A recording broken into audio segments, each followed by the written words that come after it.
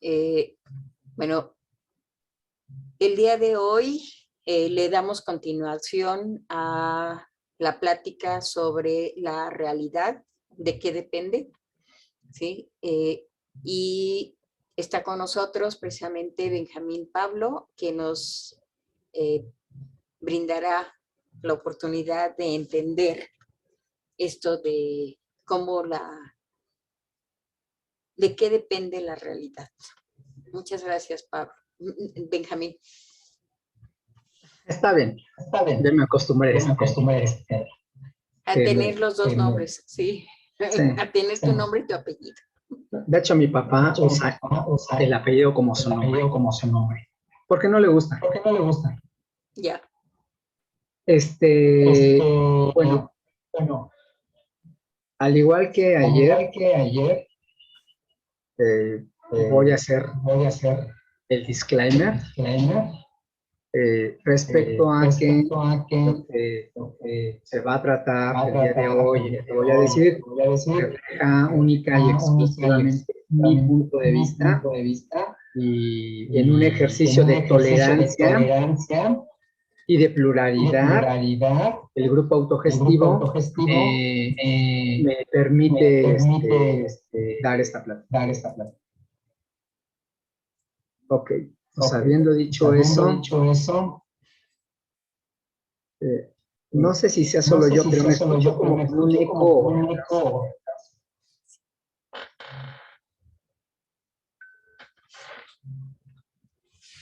Bueno, espero que no esté.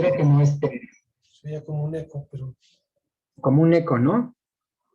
O sea, lo que digo lo vuelvo a escuchar como 2 segundos después. Pero ya no. Al parecer ya está bien. Bueno, entonces lo que vimos el día de ayer fue como una introducción en el sentido de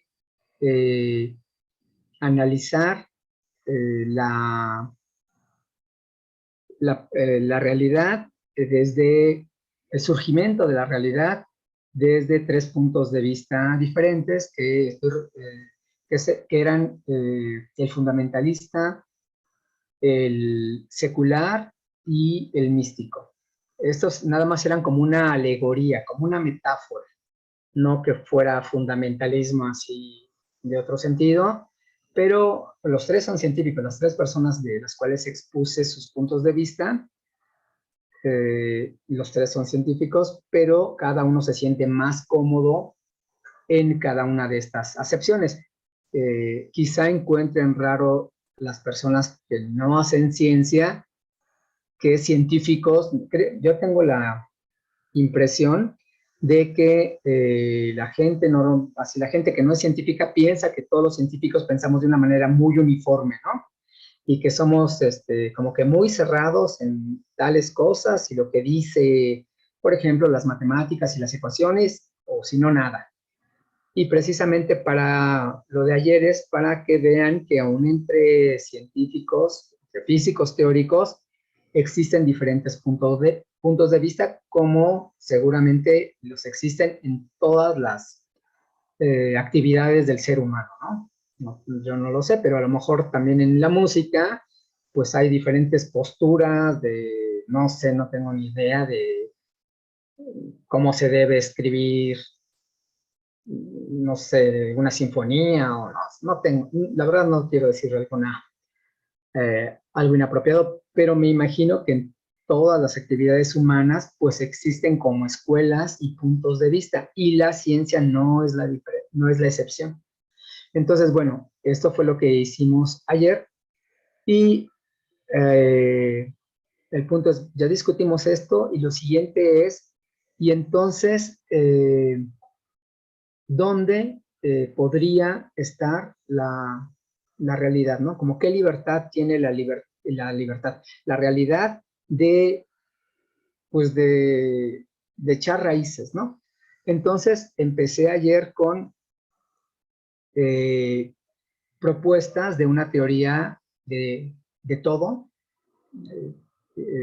Sus iniciales en inglés son TOE, T-O-E, The Theory of Everything, ¿no? O sea, de una teoría del todo. Entonces, estas propuestas que existen en física teórica, mencioné ayer dos, que una era la teoría de supercuerdas, la cual nos fija, tiene construcciones muy fuertes acerca de dónde podría existir la realidad en el siguiente sentido, en cuántas dimensiones, ¿no?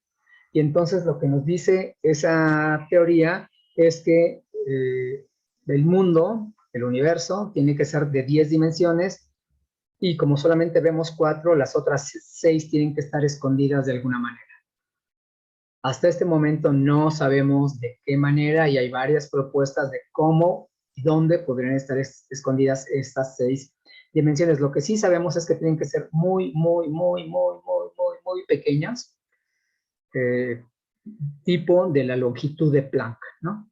Entonces eso es un 0 con por lo menos otros 15 ceros, 0.000 metros. Entonces, estas dimensiones adicionales tienen que estar, pues para todo fin práctico, amputadas de nosotros. O sea, no es algo que, no es un lugar donde te puedas ir a vivir, ¿no? Después hablé, bueno, no, nada más mencioné que otra propuesta de teoría de todas las cosas era la de lazos cuánticos, Loop Quantum Gravity, donde esa teoría está hecha a mano. Tú le dices que vivimos en 4 dimensiones y la realidad existe donde el objeto primigenio en esta teoría son pues campos cuánticos, ¿no?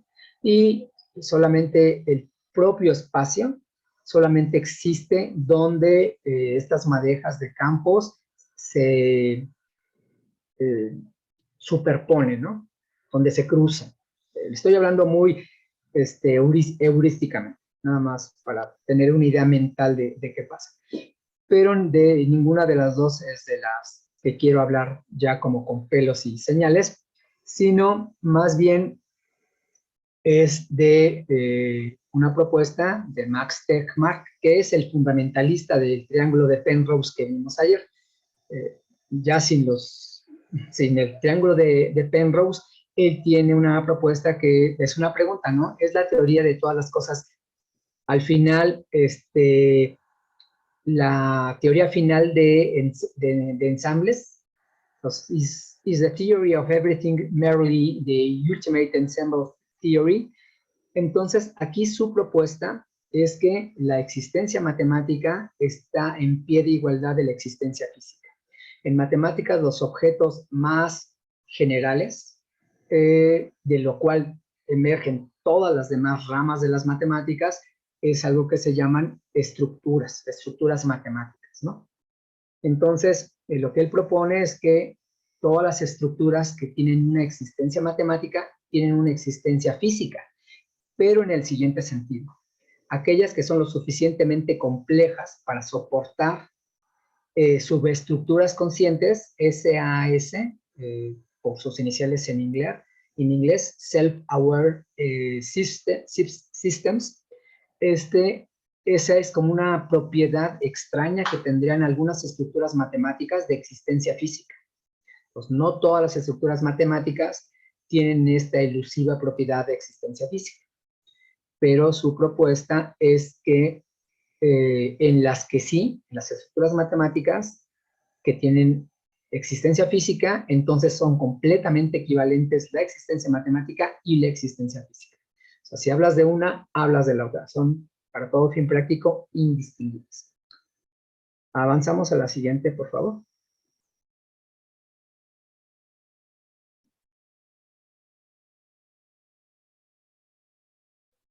Bueno, pues esto es justamente lo que acabo de decir, ¿no?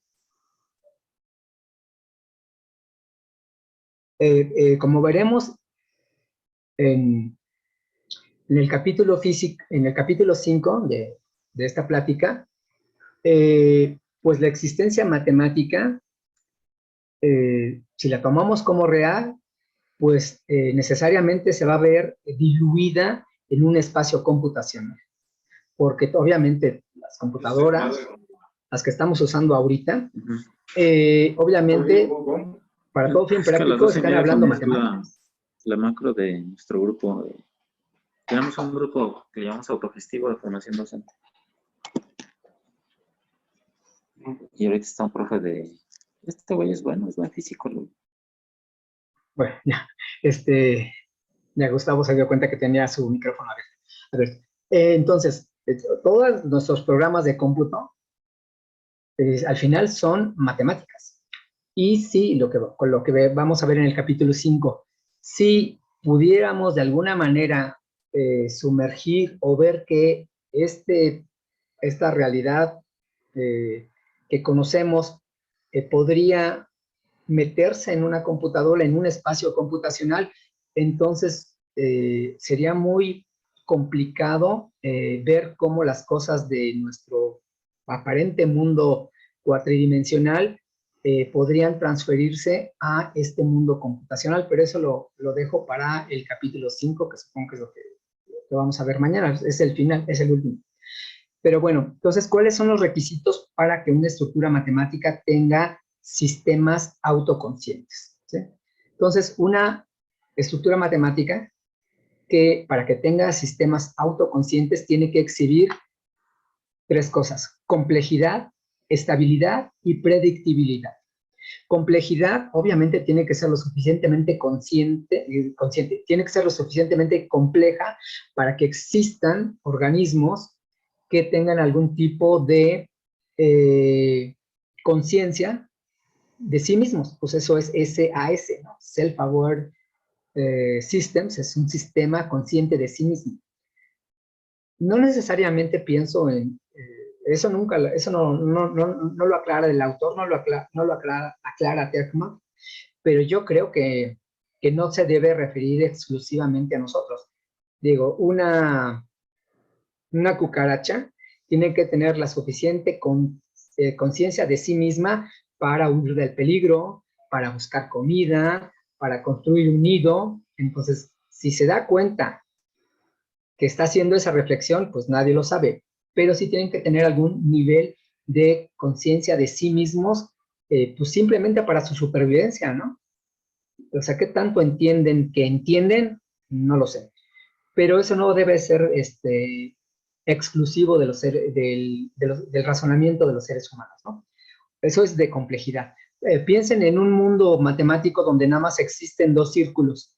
Uno es, no círculos, circunferencias. Y pueden rellenarse o no rellenarse. Entonces, en un universo donde nada más existan dos circunferencias, donde una se puede volver un círculo o no, yo creo que eso no exhibe la complejidad suficiente para que ahí existan seres autoconscientes.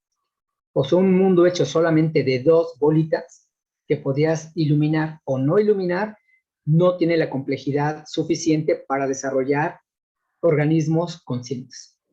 Entonces, eso, aunque fuera una estructura matemática, no tiene la complejidad suficiente para tener SAS, subsistemas autoconscientes, ¿no? Otra cosa que necesitamos es la estabilidad. ¿A qué nos referimos con estabilidad? Nos referimos a que pues tiene que ser lo suficientemente estable para que con el paso del tiempo pues sigas existiendo, ¿no? Porque supongan que la única manera de que estén organizados dos átomos en seres humanos dura un segundo. Entonces, si nada más duramos un segundo, pues entonces ya hace mucho, pues ya no estamos aquí. Entonces, estos sistemas tienen que tener estabilidad en el sentido de perdurar en el tiempo. Al menos un intervalo lo suficientemente amplio para que puedan, pues, tomarse el tiempo, la tarea de reflexionar sobre sí mismos y de darse cuenta de su existencia y de explorar o intentar explorar el mundo físico, que si estamos en este caso de esta propuesta de Tekmark, es el mundo matemático. Porque en esta propuesta, esta estructura formal matemática es equivalente en todo a la existencia física si contiene sistemas autoconscientes. Y el tercer requisito es que es la predictibilidad. Obviamente tiene que existir alguna manera de hacer una inferencia del futuro, ¿no? O sea, por ejemplo, no necesita saber álgebra, ni cálculo, un felino, un leopardo o un chita, para saber que si va a perseguir un antílope, pues tiene que saber más o menos, tiene que calcular, aunque no lo ponga en ecuaciones, pero su cerebro tiene que calcular si le va a ganar la carrera a su presa. Pues de eso depende su comida, su supervivencia. Entonces, si han visto documentales, pues aunque corren más rápido y se supone que son los animales más rápidos del planeta, los chitas, los antílopes son casi igual de rápidos. Entonces no puede gastar su energía en una carrerita, porque si no la gana, igual al otro tiempo ya no tiene la energía para volver a intentar la persecución, o podrá fallar una o dos carreras, pero si falla la tercera se muere de hambre. Entonces tiene que ser capaz de predecir si le va a ganar o no, y obviamente no se siente a hacer ningún cálculo, pero ¿qué hacen? Pues van escondiéndose entre los matorrales y se van acercando lo más que pueden, sin que se dé cuenta su presa, y ya que está lo suficientemente cerca, vamos, se echa la carrera, ¿no? Entonces, pero aunque no lo axiomatiza ni escribe nada, ella o él tiene que hacer un poco de cálculos para predecir cómo va a correr su presa. Y en el caso humano, un basquetbolista, para hacer un tiro, pues no se sienta y dice, a ver, espérenme, voy a calcular las trayectorias usando las ecuaciones del tiro parabólico, para ver si voy a anotar o no, y en qué ángulo y con a qué velocidad tengo que lanzar el balón para que entre en la canasta. El cerebro de los basquetbolistas, sin sentarse a hacer las cuentas, lo calcula. Nada más agarra el balón y lo lanza. Su cerebro, su cuerpo sabe, sin sentarse a hacer las cuentas, si va a entrar o no. Entonces, y lo puede hacer porque hay una predictibilidad. Al entrenar su cerebro y sus músculos, aprendieron que si avienta la pelota de tal manera, pues la pelota describe tal trayectoria y va a entrar o no va a entrar a la canasta. Sin que te sientes a... Yo no he visto que ningún basquetbolista se siente a hacer los cálculos, pero su mente de alguna manera los hace. Nada más no los escribe. Pero cualquiera que desde que aventamos algo a ver si le atinamos al bote de la basura, estamos haciendo lo mismo. Estamos suponiendo las ecuaciones del movimiento uniformemente acelerado en su versión del tiro parabólico. Todos, quien haya aventado algo, lo hacemos. Alguna parte de nuestra mente lo hace. Digo, bueno, yo que enseño física, pues yo sí les enseño a los estudiantes cómo calcular eso, cómo poner eso en ecuaciones, pero nuestra mente de alguna manera lo hace.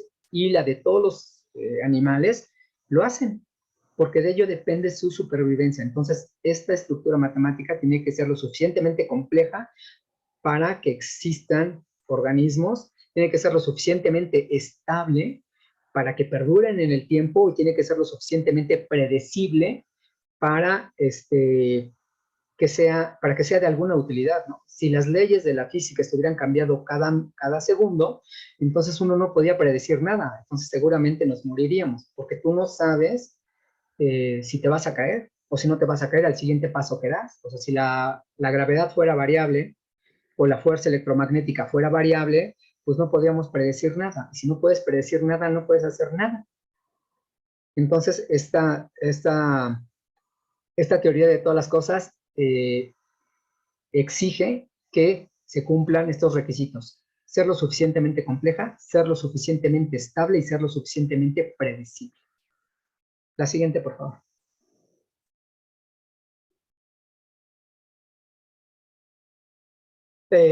Es una teoría de todas las cosas, pues tiene que, precisamente por lo que acabo de mencionar hace un momento en la diapositiva anterior, tiene que tener de alguna manera a la teoría cuántica de campos.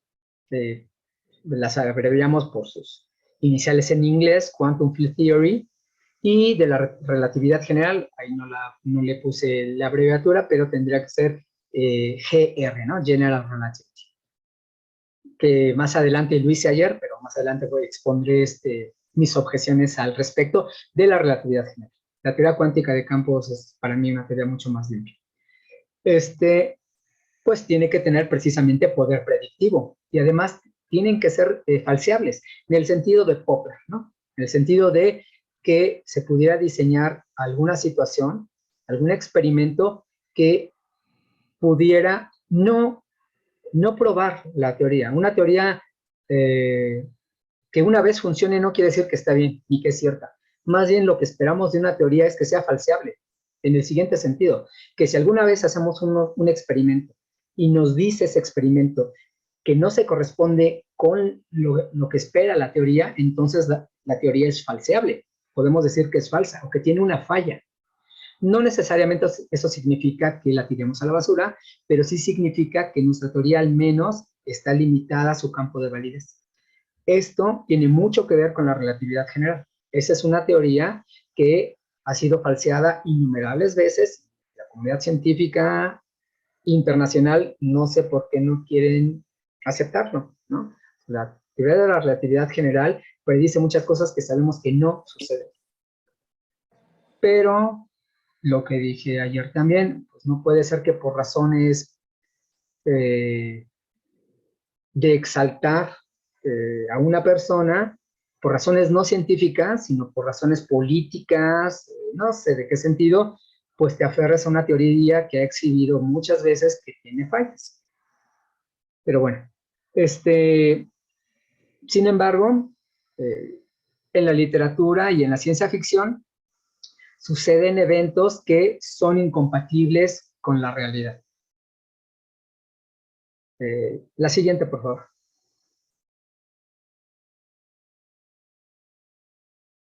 Entonces, ¿de qué tamaño es la realidad?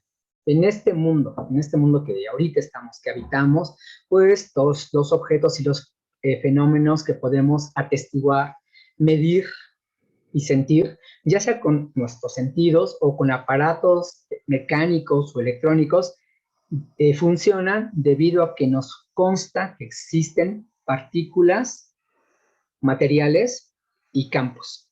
Y estas partículas y campos viven en 3 dimensiones espaciales y un tiempo. Eso nos consta. Aquí dice compatible con 12, pero ese es de la numeración antigua de una versión anterior a esta presentación que, aunque le he estado corrigiendo los errores, aquí no se lo cambié. El punto es que esto se corresponde a una teoría cuántica de campos que se llama modelo estándar, que acabo de mencionar. La que sigue, por favor.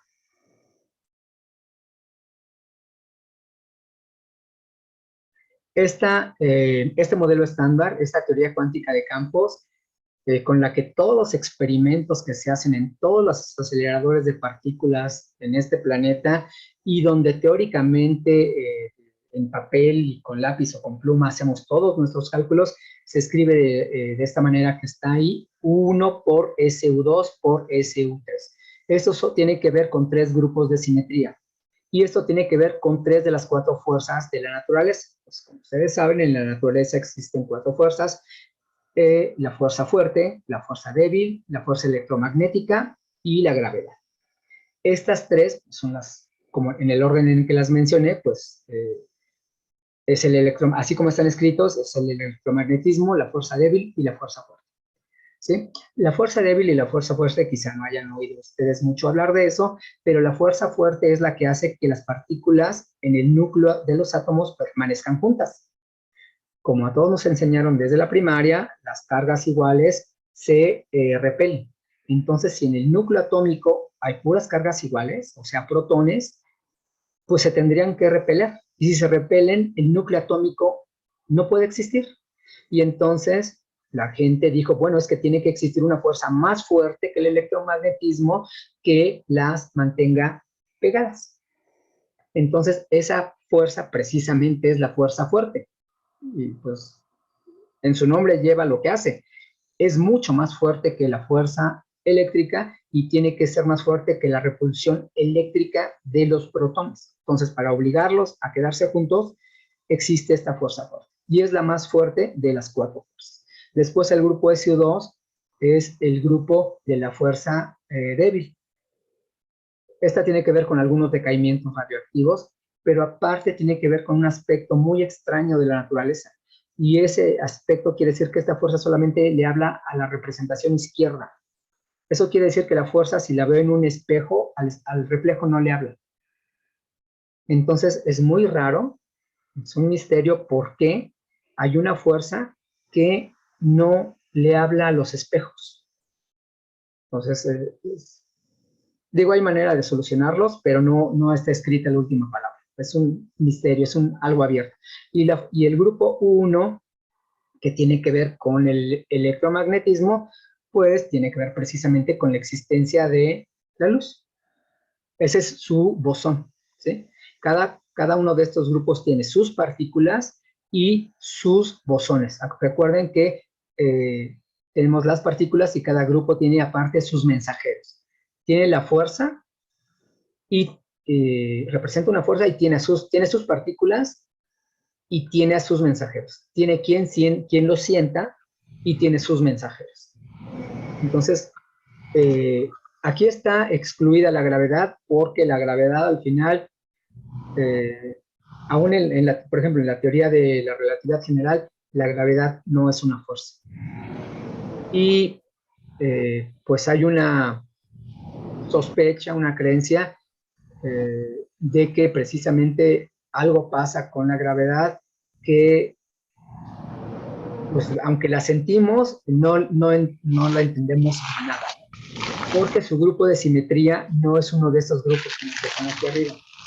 Como pueden ver, tienen una U. Esa U quiere decir unitario. Y eso quiere decir que preservan la integridad del sistema físico sobre el que actúan. Este es algo, en matemáticas se dice que es un grupo unitario, pero así con puras palabras tiene que ver con la integridad del sistema físico sobre el que actúa. Eso podríamos decir que eso es la unitariedad, la preservación de la integridad. Bueno, y cada una de estos grupos tiene asociado algo que se llaman constantes de acoplamiento y lo que miden es la intensidad de las fuerzas, ¿no? Qué tan intensa es una fuerza tiene que ver con su constante de acoplamiento. Entonces, en lo que dije la vez pasada, de qué tanta libertad tenemos para estar cambiando todos los parámetros de nuestras teorías, pues uno de los parámetros que podríamos cambiar es qué tan intensas son las fuerzas. Y también a mano podría poner que vivimos en más dimensiones. Entonces es lo que vamos a explorar a continuación. La siguiente, por favor.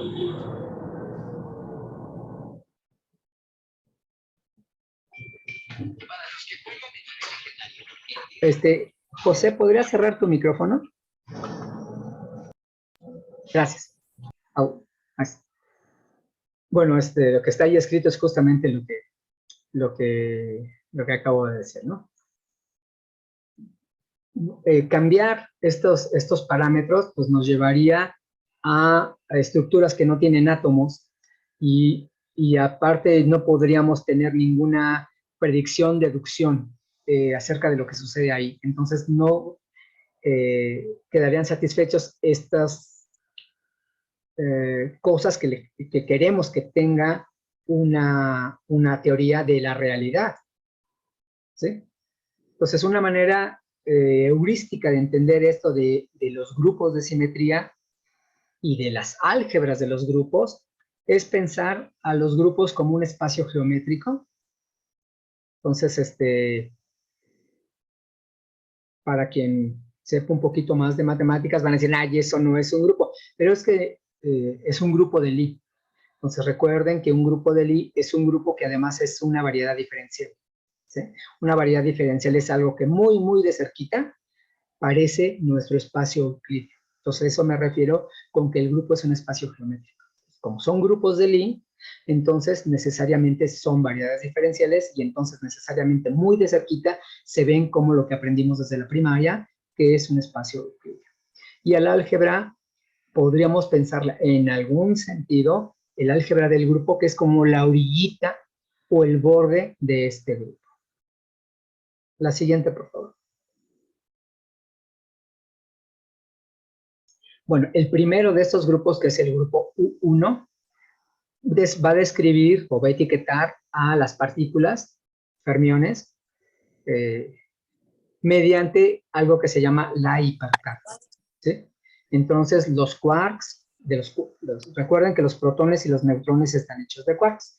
Entonces, las partículas constituyentes de los núcleos atómicos están hechas de quarks, y las bolitas que en los dibujitos le dan vuelta a los núcleos atómicos son los electrónicos, los electrones. Y su álgebra, el grupo es el grupo 1, y su álgebra, que le escribo con minúsculas, es 1 con minúsculas. Y representa a los portadores de la fuerza, que son sus bosones, y se llaman beones. Ahorita voy a decir algo de este grupo 1. El grupo SU2, pues describe las partículas que sienten la fuerza débil y se agrupan en parejas. La siguiente, por favor. Y estas parejas se llaman dobletes. Tengo un doblete de leptones, ya sé que es una palabra extraña, pero ya sé que no significa eso en griego, pero, por ejemplo, los bariones son como los pesadones, y los leptones son como los ligerones. Entonces, los bariones son los quarks, y los leptones es el electrón que pesa 1800, no me acuerdo si 24 o 24 veces menos que los nucleones. Entonces, y ese número, que sea 1824 veces más ligero, va a tener implicaciones muy serias respecto a cómo podría ser la realidad. Pero en esta pareja de ligerones, leptones, y existe otra pareja que son los pesadones, los bariones, ¿no? Entonces, la primera pareja es el electrón y su neutrino, y la segunda pareja son los quarks. Sus mensajeros, sus bosones, pero son sus mensajeros, son unas partículas que se llaman W, y son la W más, la W menos y la W0. Bueno, aquí la W0 debería ser un subíndice, pero aunque le estaba buscando todos estos errorcitos de poner subíndices chiquitos, veo que se me pasaron varios en esta lámina. Bueno, justo después de que se rompe la simetría de este grupo 1 de hipercarga y del SU2, esto pasó instantes después del Big Bang, si es que este evento ocurrió. Esta simetría del grupo 1 de hipercarga y del grupo US2 se rompió, y quedaron otro grupo 1 y otro grupo U2. Pero ahora sí nos va a quedar el grupo 1 del electromagnetismo y el grupo SU2 izquierda. Recuerden que la L etiqueta la parte left, la parte izquierda, cuyos mensajeros son el fotón, que viven precisamente en el álgebra de estos grupos, en el álgebra 1 del electromagnetismo y en el álgebra SU2 izquierda. Pero entonces, al principio no fue la luz, al principio fue el beón. En el grupo 1 original, el mensajero no es la luz, el mensajero es el beón. Después de que se rompe la simetría, aparece el grupo 1 del electromagnetismo. Entonces, en el principio no fue la luz, en el principio fue el beón. Y los nuevos portadores, los nuevos mensajeros, ahí no se alcanza a ver, es el fotón, que es el W0, la partícula esa W0 que teníamos. No se alcanza a ver porque en el original quedó fuera del cuadro de texto. Pero en la parte de abajo, el fotón lo entendemos como el W0 más el beón, y surge una partícula Z. Ya no vamos a ver al mediador W0. La partícula Z va a ser W0 menos el beón. Entonces, el beón, que existía originalmente, después de que se rompe la simetría, forma parte del fotón. El fotón es la luz. Y de la partícula Z. Entonces, tenemos estos nuevos mensajeros. Originalmente teníamos al beón y al W0. Pero después de que se rompe la simetría, tenemos al fotón y a la partícula Z. Pero eso fue no en el principio. Digo, Ya no me voy a meter en cosas teológicas, pero supongo que en hebreo no existía una palabra para el beón, para que dijeran que en el principio fue la luz. No, en el principio no fue la luz. En el principio fue el beón. La siguiente, por favor.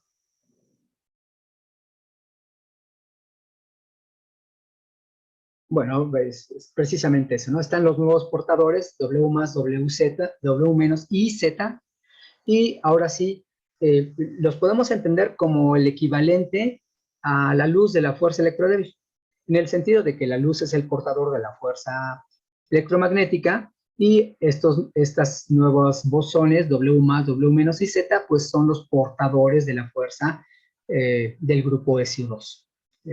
LEF. Solamente hay un problemita, eso está muy bien, pero el problemita es que tienen masa. Bueno, el grupo SU2L, ya, bueno, esto también ya lo dije anteriormente, le habla solamente a la parte izquierda.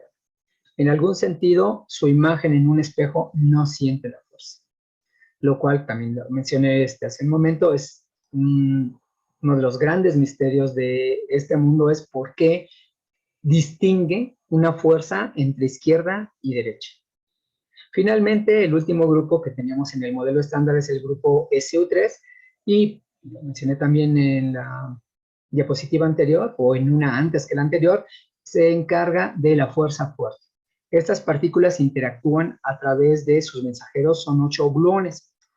Recuerden que glue es pegamento en inglés, ¿no? Entonces, gluones, pues si lo hubieran inventado alguien de lengua en español, pues serían 8 pegamentones, ¿no? Entonces, estos interactúan a través de 8 gluones o pegamentones, ¿no? Y esta simetría se llama simetría de color. Y se llama de color porque tienen que existir 3 copias de estas partículas, que se etiquetan por los colores primarios, ¿no? Rojo, azul y verde. Hay 3 copias de estos pegamentones en 3 diferentes colores. De manera que cada partícula que constituye una partícula que podemos medir sea blanca. Recuerden que la suma de todos los colores es blanco, entonces esta nada más es una analogía, no es rojo, azul, verde de verdad. Esta nada más es una etiqueta, pero es una etiqueta creativa para decir, ah, mira, si les pusiéramos colores a estos grupos de partículas y siempre tienes que tener 3 de cada uno, pues si fueran colores, pues la partícula sería blanca. Y entonces esta es una metáfora, una alegoría para etiquetar a las partículas que viven en el grupo SO3, que es el de la fuerza fuerte. La siguiente, por favor.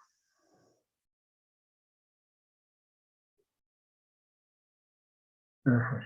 Bueno, entonces cada par de quarks está triplicado y los etiquetamos por etiquetas de color rojo, azul, verde, ¿no? Red, blue, green. Entonces, esto en física se llama la cromodinámica cuántica, sus iniciales en inglés es QCD, Quantum Chromodynamics, ¿no? Y describe la fuerza fuerte. Y esto es lo que mantiene unido a los núcleos atómicos.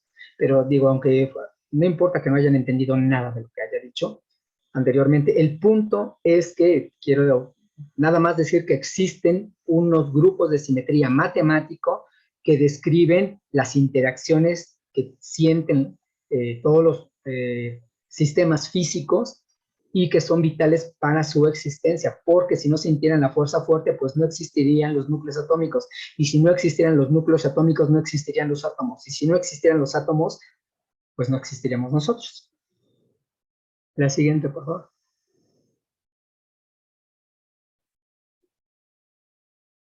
Entonces, ¿qué libertad tiene la realidad para encontrar un lugar donde vivir? Entonces, Tegmark, en este artículo que mencioné hace ratito, investiga estas cuestiones y encuentra que este universo tiene valores muy, muy particulares para que podamos vivirlo, ¿no? Entonces, no creo que este sea el primer análisis que se hace, pero es que siempre son tan particulares que uno siempre estaría tentado a decir que si hay una selección tan fina de estos parámetros, sin los cuales la vida como la conocemos y el universo como lo conocemos no existiría, pues uno estaría tentado a pensar en pues, la necesidad de un diseñador, ¿no? Entonces, los parámetros que determinan que el universo sea como es, son las constantes de acoplamiento, que como les dije anteriormente, lo que nos dicen qué tan intensas son las fuerzas de los grupos de simetría que sabemos que tiene nuestro mundo, nuestro universo. Y entonces es la constante de acoplamiento fuerte, que tiene que ver con el grupo SU3, y le puse ahí A subíndice S, de strong. La constante de acoplamiento débil, A, con subíndice W, que es de weak, débil en inglés, que tiene que ver con el grupo de simetría SU3. La constante de acoplamiento electromagnético, puse A, sin ninguna etiqueta, ningún subíndice, que tiene que ver con el grupo de simetría U1. Entonces aquí están nuestros tres grupos de simetría, SU3, SU2, U1, y sus constantes de acoplamiento. O sea, qué tan intensas son las fuerzas. También tengo la constante de acoplamiento gravitacional, que tengo AG, pues G de gravitacional, aunque este no es un grupo que esté en el modelo estándar, porque la gravedad tiene serios problemas con todo, y entonces ella se cuece aparte. Pero de todas maneras, qué tan intensa es la fuerza gravitacional, pues sí tiene que ver con cómo es nuestro mundo. Una cosa importante es la proporción entre la masa del electrón y el protón, que como les mencioné, el protón es 1834 o 36, no me acuerdo del número, pero es 1800 y pico veces más pesado que el electrón, y la proporción entre la masa de los neutrones y de los protones. Esta es casi igual, esta no es muy diferente. La masa de un neutrón y la masa de un protón son casi iguales, pero que sean casi iguales es muy importante. Si no fueran casi iguales, tendría consecuencias desastrosas para la existencia del universo, de la realidad del universo. La siguiente, por favor.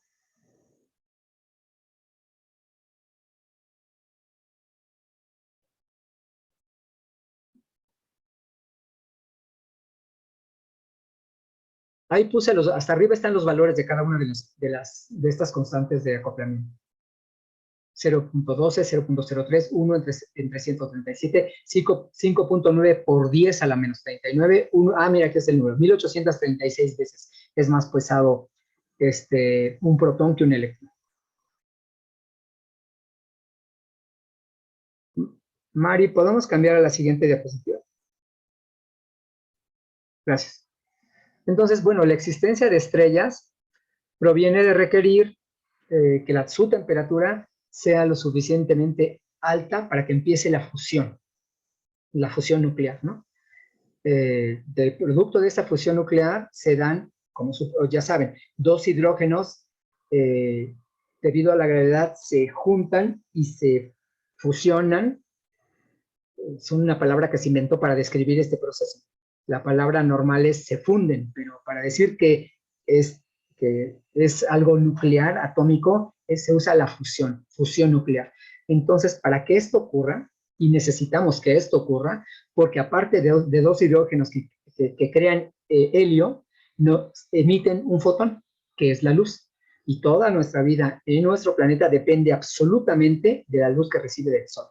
Si el Sol, que está hecho de hidrógeno, no se fusionaran sus elementos químicos, dos hidrógenos, para dar un helio, y aparte que le sobre tantito que se expele en forma de luz, de fotones, la vida en este planeta, ni en ninguno, que si es que existen otros planetas con vida, existiría, ¿no? Y para que esto pase, la constante de acoplamiento del electromagnetismo, o sea, la electricidad tiene que ser mucho más fuerte que la gravedad. Eso quiere decir la desigualdad que está aquí. A mayor o igual que AG. O sea, la fuerza electromagnética tiene que ser mucho más grande que la fuerza de gravedad. Y bueno, ahí está escrito. Pues de otro modo, la repulsión eléctrica en el núcleo sería mucho menor que su atracción gravitacional. Y entonces, pues no existiría la luz, ¿no? Entonces, voy a poner más adelante una gráfica y vamos a donde se exploran. Supongan que podemos medir, mover con un control maestro, a decir, ay, bueno, voy a mover qué tan fuerte es la gravedad. Voy a mover qué tan fuerte es la fuerza eléctrica. Voy a mover qué tan fuerte es la fuerza fuerte. Voy a mover qué tan fuerte puede ser la fuerza débil. Supongo que pudiéramos hacer eso, pero vamos a ver qué implicaría. La siguiente, por favor. Aquí hay una gráfica en el eje vertical, ahí está la B o la beta, que es precisamente dividir la masa del electrón entre la masa del protón. Y en el eje, lo que sería el eje X, tenemos la constante de acoplamiento alfa que nos mide qué tan fuerte es la fuerza electromagnética. El punto es, en esta gráfica vemos, hay un cuadrito, no sé si lo alcancen a ver, pero hay dos rayas, y entre esas dos rayas hay un cuadrito negro, muy chiquitito. Ese cuadrito es donde vivimos nosotros. Nuestro universo está ahí. En el cuadrado rosa, en el rectángulo rosa, ahí no puede haber estructuras ordenadas. En la parte azul cielo, ahí no existen átomos que no sean relativistas. Y en la parte amarilla, ahí es imposible la existencia de estrellas. O sea, no se da la fusión nuclear. Entonces, y en las dos líneas donde está atrapado el cuadrito, esas dos líneas tienen que ver con las teorías de gran unificación. Entonces, las teorías de gran unificación nos dicen no puede existir nada afuera de esas dos líneas. Entonces, estas son razones matemáticas donde podría estar o sea, tú puedes, cámbiale los valores a las fuerzas, pues adelante, pero si lo haces, pues te vas a encontrar con todas esas dificultades. En la parte amarilla no hay estrellas, en la parte rosa no tienes estructuras ordenadas, en la parte azul cielo no tienes átomos no relativistas. Entonces solamente te queda, y como pueden ver en la gráfica, ahí junto al cuadrito, hay unos espacios blancos. Entonces esos como zonas, pues podrías decir, bueno, ¿y qué tal si me muevo mi zona donde queremos vivir? Podría poner ese cuadrito en otro lado, pero esta es solamente una de 3 gráficas. La siguiente, por favor. Entonces, bueno, la existencia de estrellas, pues proviene de requerir que la temperatura sea lo suficientemente alta para provocar fusiones nucleares. Y esto, creo que ya lo había puesto esta diapositiva, solamente se logra si la fuerza, la constante, la intensidad de la fuerza eléctrica es mayor que la intensidad de la fuerza gravitacional. La siguiente, por favor. Sí, esta está repetida.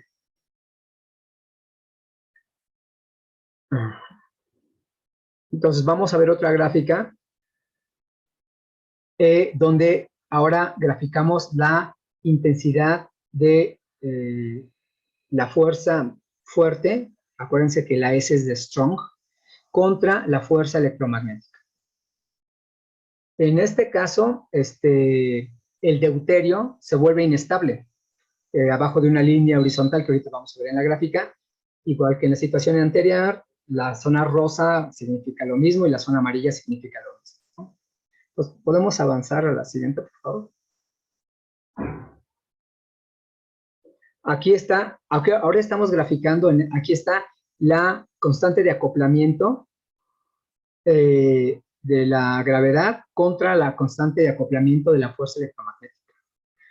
Otra vez, ahora la zona amarilla es donde el carbón es inestable, o sea, se desintegra.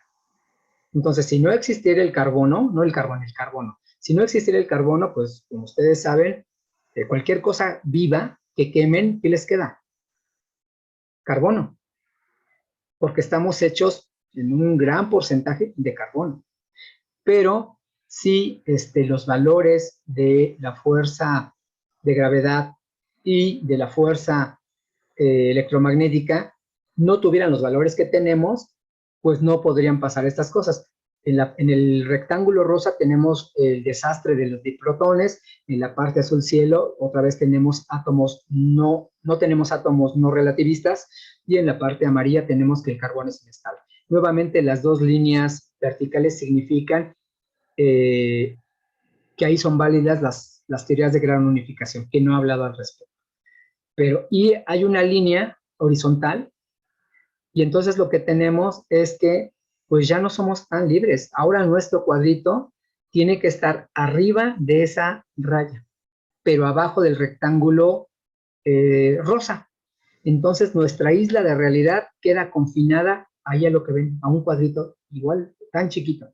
Entonces, claro, tú eres libre de que en el papel decir que la gravedad es más fuerte, el electromagnetismo, pues ok, pero el precio que tienes que pagar es que tienes todo eso.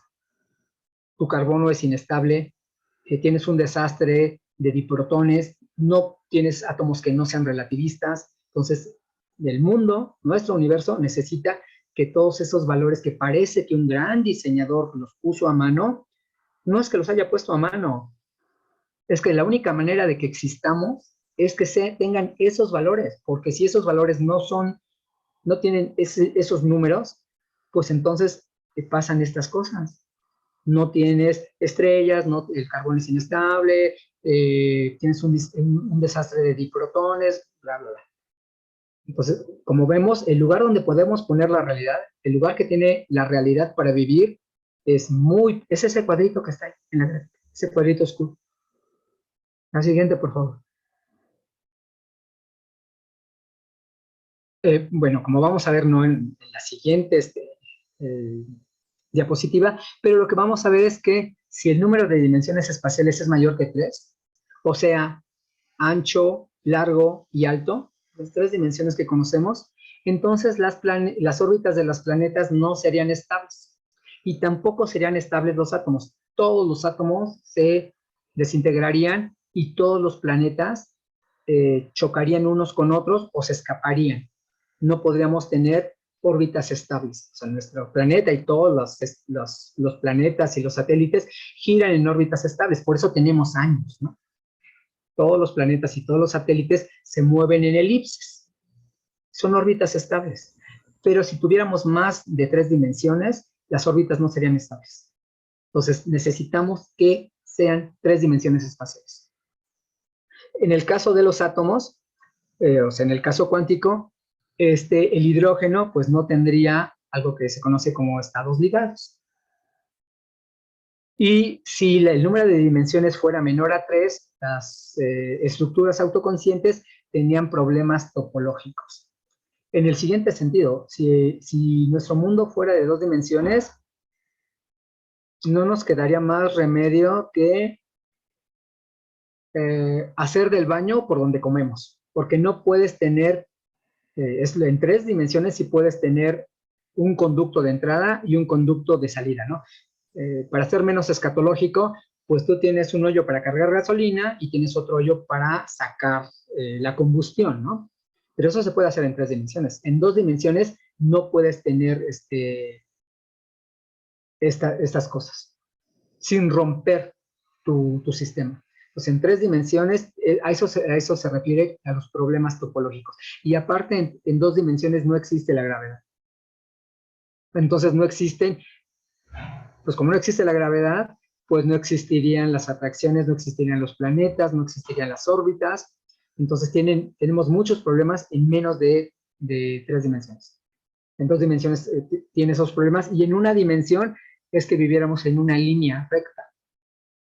O no necesariamente en una línea recta, pero sí en un lacito. Entonces, hay muchos problemas si la dimensión es menor a 3 y hay muchos problemas si la dimensión es mayor que 3. A ver, la siguiente, por favor.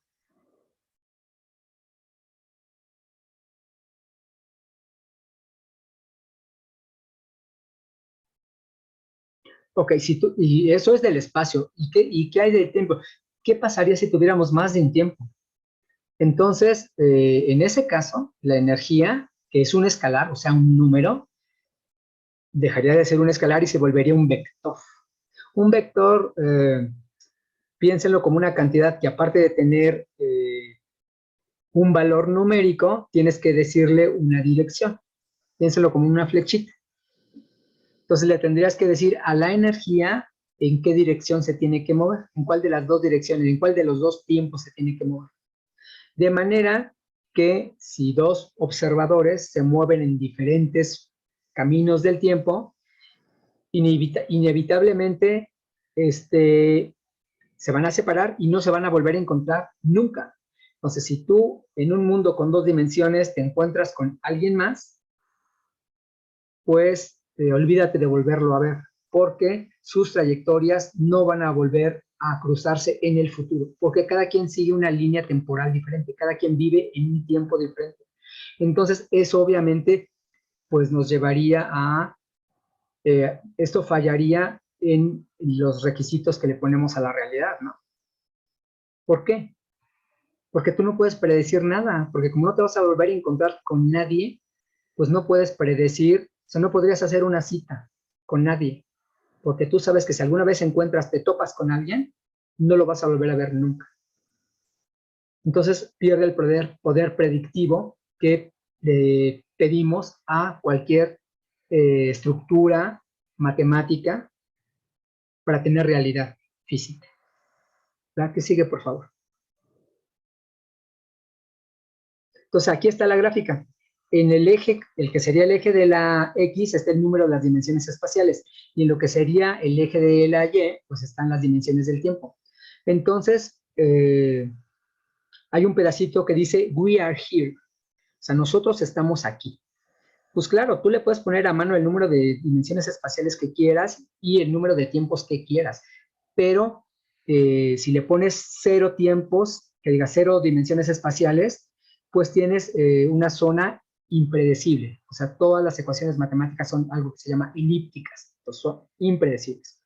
En la parte roja que dice too simple, o sea, demasiado sencillo, ahí están las combinaciones, un tiempo y un espacio, un tiempo, y que diga un espacio y un tiempo y un espacio y 2 tiempos es muy simple, o 2 espacios y un tiempo, muy simple.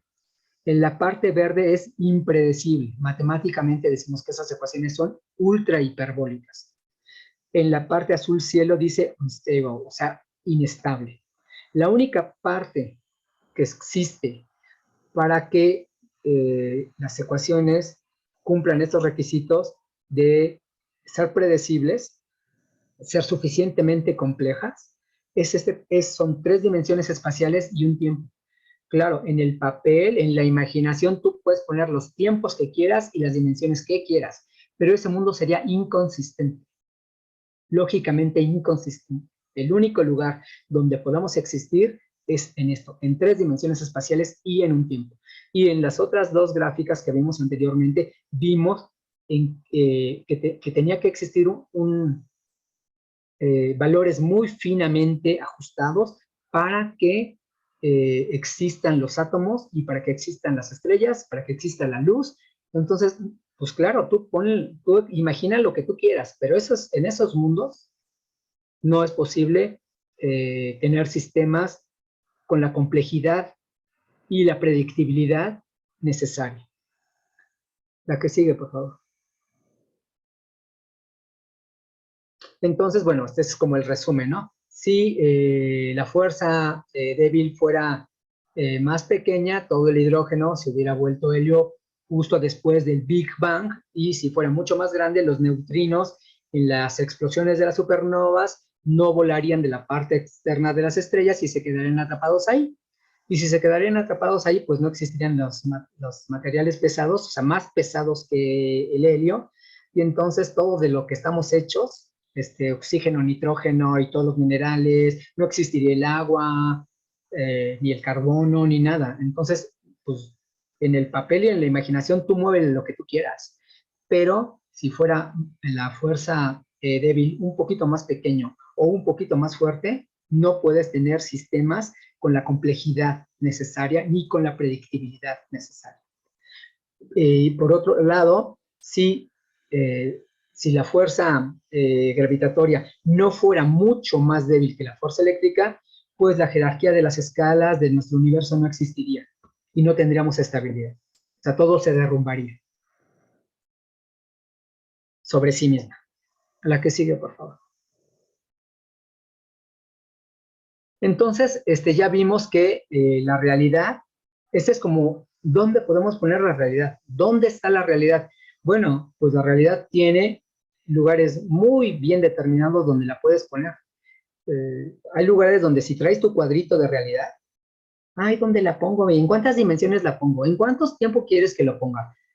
¿Cuánto quieres que sea la gravedad? ¿Cuánto quieres que sea la fuerza? Pues eso que tú libremente con tu imaginación en una historia de ciencia ficción o en un cuento puedes mover, vimos, ya analizado formalmente, matemáticamente, vimos que es incompatible con nuestra realidad, con nuestro universo. O sea, tú puedes decir que existen las otras cosas, pero esos lugares no son capaces de soportar sistemas autoconscientes. O sea, no cumplen la complejidad y la predictibilidad. Aquí está, es justo lo que acabo de decir, ¿no? Entonces, al final, no existen otros lugares, no existen otras dimensiones, no existen otros mundos. ¿A qué les suena? La que sigue, por favor. Pero esto es solamente como, es algo de un análisis, pues medio cosmológico, aunque sí tiene que ver con el modelo estándar, que tiene que ver con la teoría cuántica de campos, que tiene que ver con la mecánica cuántica. Pero dejando atrás estos aspectos cosmológicos, digo, Max Tegmark, que es el que hace el estudio, él es un astrónomo cosmólogo, sabe muchas matemáticas, pero él, su campo de especialidad es pues la relatividad general, es la teoría que le da soporte a la astronomía y a la cosmología. Entonces, no es especialista en la mecánica cuántica, aunque ha hecho trabajos muy interesantes de mecánica cuántica. Entonces, aquí voy a intentar resumir, pues en un par de diapositivas, la mecánica cuántica. Entonces, esta sección se llama ABC de la mecánica cuántica. ¿Sí? Entonces, en la mecánica cuántica, cualquier sistema físico, le pongo una S para denotar sistema, todo está gobernado por una ecuación que se llama ecuación de onda de Schrödinger. Lo abrevio por sus iniciales, SE. Y la ecuación, esta ecuación, véanla, cabe en una línea. IH barra H mayúscula, psi igual a DT, psi. Es una ecuación de onda. Entonces, les decía, esta ecuación es de 1925, si no me equivoco. El autor, Erwin Schrödinger, pues se acababa bueno, Luis de Broglie había hecho su propuesta acerca de que el momento, que es una cantidad física, que no voy a definir en estos momentos, pero tiene que ver con la energía tiene que ver con el momento tiene que ver con la energía y la longitud de una partícula. Entonces, él se imaginó que si tiene que ver con la longitud y con la frecuencia de una partícula, pues él pensó, de alguna manera, que eso tendría que representar una onda. Y entonces formula esta ecuación. Yo el paper original de 1925, que está escrito en alemán, no he tenido acceso a él. Yo no he leído el trabajo original, que siempre que hay algo yo voy al paper original, ¿no? Al artículo original, no lo que escribieron de él. Pues ya la interpretación la hago yo. Pero en este caso, el artículo original, y lo que me detiene no es que esté en alemán, lo que me detiene es que no hay cómo conseguirlo.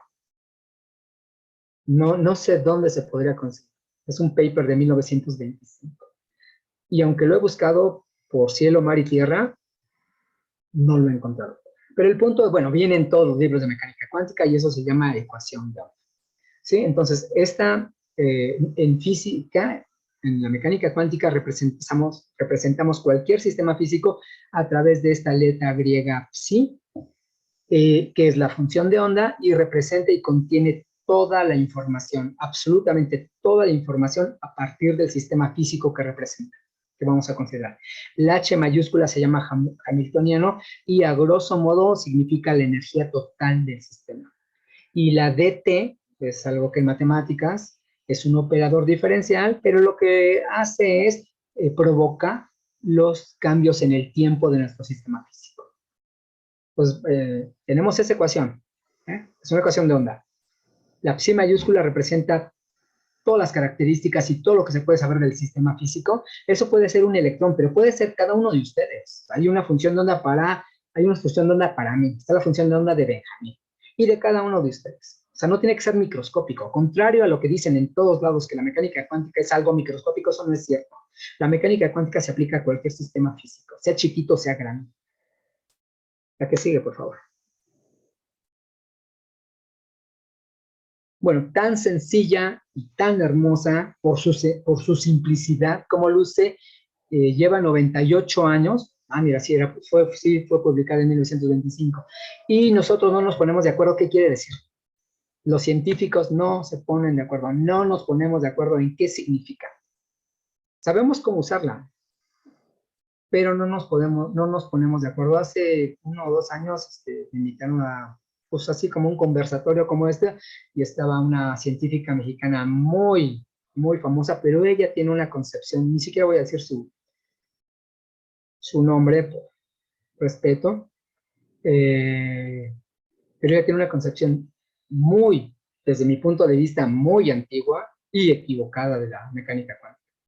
Bueno, todos los estudiantes de física la aprendemos en la universidad y todos los profesores la enseñan de manera diferente y piensan de manera diferente acerca del significado de esta ecuación. ¿A qué sigue, por favor? Entonces, ¿cuál es el problema? El problema es que es una ecuación determinista. Y una ecuación determinista, que sea determinista, quiere decir que no hay incertidumbre. Nos predice con absoluta seguridad el resultado de cualquier cosa. Pues esa es la definición de determinista, que determina el futuro de la evolución de lo que está estudiando. Entonces es una ecuación determinista. Pero lo que vemos es que cuando hacemos mediciones usando la ecuación, ya no sabemos qué va a dar. Entonces, lo que pasa es que con esta evolución, nuestra función de onda, que representa nuestro sistema físico, de alguna manera se desdobla en varios términos. O sea, términos piensen en una suma 3 más 5 más 4, bla, bla, bla. Esos son los términos. Cuando algo lo descomponen, así, pueden descomponer 10 en 5 más 5, ¿no? O en 8 más 2. 5 más 5 son 2 términos de la suma y 2 más 8 son otros 2 términos de la descomposición, ¿sí? Entonces, cuando nuestra función de onda se desdobla, se descompone en varios términos, cada uno de los términos representa resultados diferentes. O sea, si a 10 lo descompuse en 5 más 5, bueno, en 2 más 8, pues el 2 va a representar algo diferente que el 8. Y si pienso en el 2 y en el 8, pues son cosas diferentes, ¿no? Entonces, aunque sumadas siguen siendo 10, o sea, mi función de onda, cada uno de los términos parece ser diferente al otro. Y por supuesto, el 2 es diferente del 8 en este ejemplo que acabo de poner. Pero entonces, y ese es el problema de la mecánica cuántica, aunque nos dice determinantemente el resultado de las cosas, lo que vemos al final es que se desdobla en cosas diferentes, y aparte ni siquiera sabemos si nos va a dar el 2 o el 8. Sé que sumados tiene que ser lo que tenía, pero no sé el resultado de una medición que le haga a ese sistema, no sé si va a dar 2 o va a dar 8. Pero lo que hace la ecuación de Schrödinger es nos da el catálogo de todas las respuestas posibles y la probabilidad de cada respuesta. Eso es lo que hace, bueno, esa es una interpretación de la mecánica cuántica. Dicen, bueno, la ecuación es determinista, pero lo que hace la ecuación de Schrödinger es darnos el catálogo de respuestas y la probabilidad de obtener cada una de las respuestas. Entonces, si 10 es el sistema, te dice, bueno, vas a sacar 2 con el 40% de probabilidad y vas a sacar 8 con el 60%, ¿no? De manera que la suma de las probabilidades pues sea el 100%, ¿no? Eso es lo que hace la mecánica cuántica en su interpretación convencional. Así no la enseñan en la universidad, a todos. Bueno, yo cuando doy mecánica cuántica la enseño de otra manera. La siguiente, por favor. Pero entonces, ¿por qué tenemos probabilidades si es determinista? Ese es un problema muy serio de la mecánica cuántica en su fórmula, bueno, así como le enseñan convencionalmente y en los libros, por ejemplo, incluido, yo autodidactamente aprendí mecánica cuántica de un libro que se llama, bueno, los autores son Cohen Tanauji, ganador del premio Nobel, Cohen,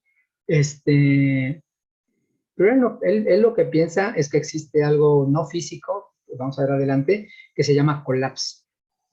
Pero bueno, entonces, de manera usual desde 1925, y así lo enseña esta persona, Cohen, el ganador del premio Nobel, y se llama interpretación de Copenhagen, ¿sí? En esta interpretación existe algo que no es mecánico cuántico. Existen sistemas clásicos que no obedecen las leyes de la mecánica cuántica. Al final, esta manera de enseñar las cosas se llama cállate y calcula, ¿sí? Shut up and calculate. Al final ya, ¿qué te importa qué significa la ecuación? Tú aprendes a hacer cálculos. Y entonces lo que aprendemos en la universidad es hacer cálculos. Agarras la ecuación y la utilizas para resolver problemas. Ya nadie se toma el tiempo de entender qué quiere decir la ecuación y cómo es que no ocurre esta paradoja de una ecuación determinista con probabilidades. Nada más, pues, tienes la ecuación, planteas un problema, haces los cálculos y obtienes la respuesta. Ya, cállate y calcula. Y creo que es importante que aprendamos a usar la ecuación y a resolver problemas. Pero no nos podemos quedar ahí. La siguiente, por favor. Bueno, esta es la interpretación de Copenhagen, que todavía se ha de usar en algunos lugares. Yo supongo que en la mayoría, al menos en la licenciatura se usa, quizá en el posgrado ya te enseñarán otras cosas.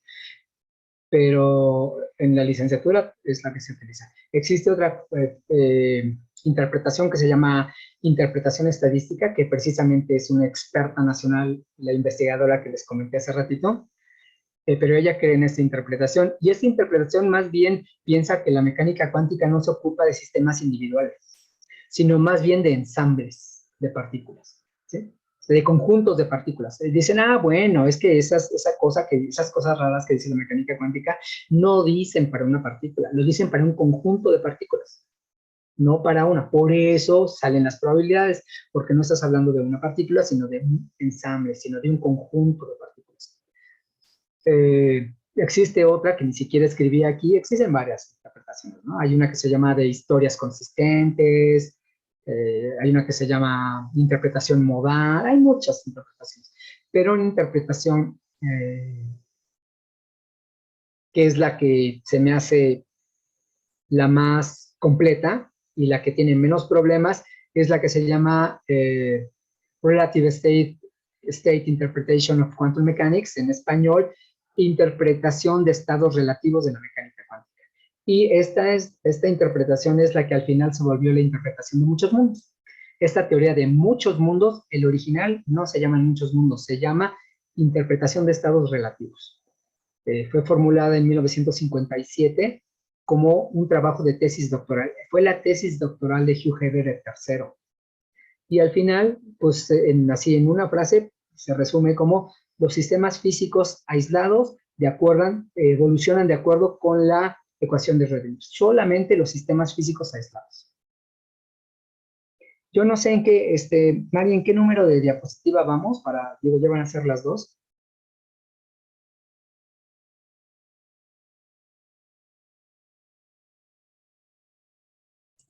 Vamos en la 50 y...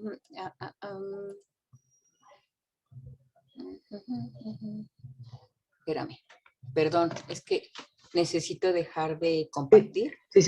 Es que son aproximadamente 90 diapositivas, 90 y pico. Entonces, ayer vimos 30, entonces hoy quisiera que viéramos como otras 30, llegar cerca de las 60, para que mañana veamos otras 30. Sí, nada más que ya moví esto chueco, una disculpa. ¿En cuál íbamos? Una antes, una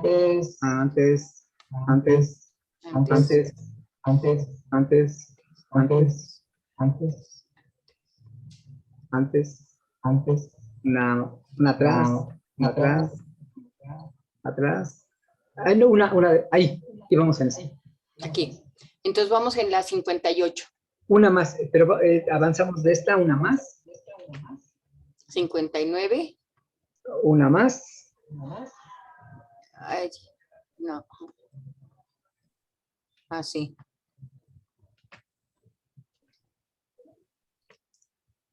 No, No, es una que aquí anterior. no me deja ver. Bueno, dos atrás. El punto es que sí ya vamos como en las 60, o sea que ya vamos como en las 30 de hoy. Y pues entonces creo que sería un buen momento para parar la sesión de hoy.